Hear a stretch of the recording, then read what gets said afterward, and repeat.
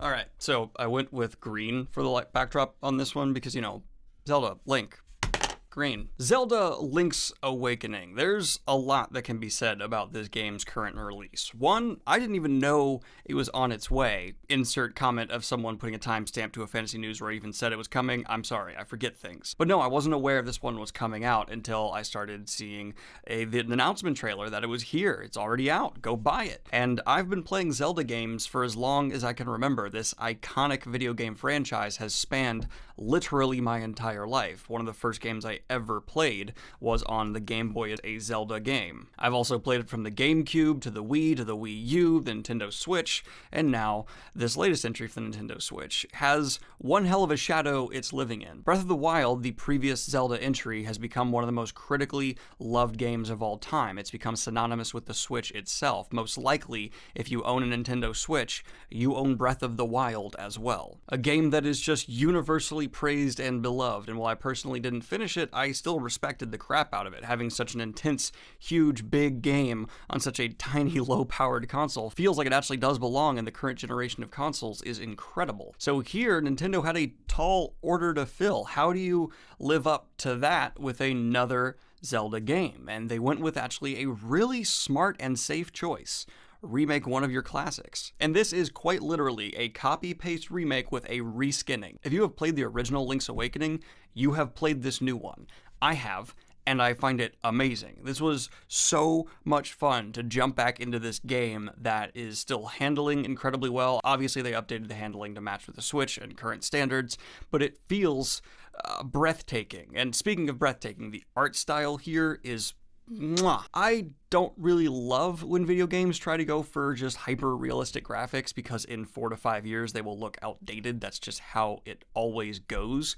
And so having a really popping, standout, beautiful artistic style is, in my opinion, the way to go. And this kind of shallow depth of field, animated, just really energetic style they went here for the new Link's Awakening made the game for me. While it is technically and handles very well, I was just constantly stopping to appreciate the artistic talent that went into designing and executing a game with this much of a standout look to it. I'm big on the art of video games, the actual look of them, so this one kind of played right into that for me. But I'm going to go ahead and say that I can actually recommend this game to anyone who enjoys video games in general, unless you just have a very specific few set of genres you're entirely loyal to and don't see yourself ever enjoying a dungeon crawler type game like this at all. But if you are even the slightest bit interested in dungeon crawlers, this game is a blast. I was initially a little bit hesitant going into it because I was thinking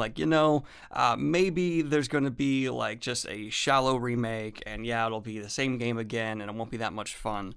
But something about the simplicity of this game makes it so much more fun, especially sitting down with someone and taking turns trying to get through the various challenges. I found it to be a total blast and another incredible selling point for the Switch. A console that I completely doubted before it was released. I am now basically totally in love with it. I play my Switch more than I PC game because it's just Nintendo Switch games have an inherent more fun value to sit down with someone. And when I'm playing games, I'm sitting down with Maddie to have cute time. The game's challenging, but not impossibly so or overly frustrating. It has the typical lore and world building of Zelda games where basically as much as you want to dig into it, the more things you will find. The game greatly rewards exploration, but you can also just dive all the way through it to the very end and beat it in a matter of days. There have certainly been lackluster Zelda entries before, but I'm very happy to say this is not one of them. While this wasn't the largest, most ambitious Zelda game ever, it's a safe, simple, but incredibly well done entry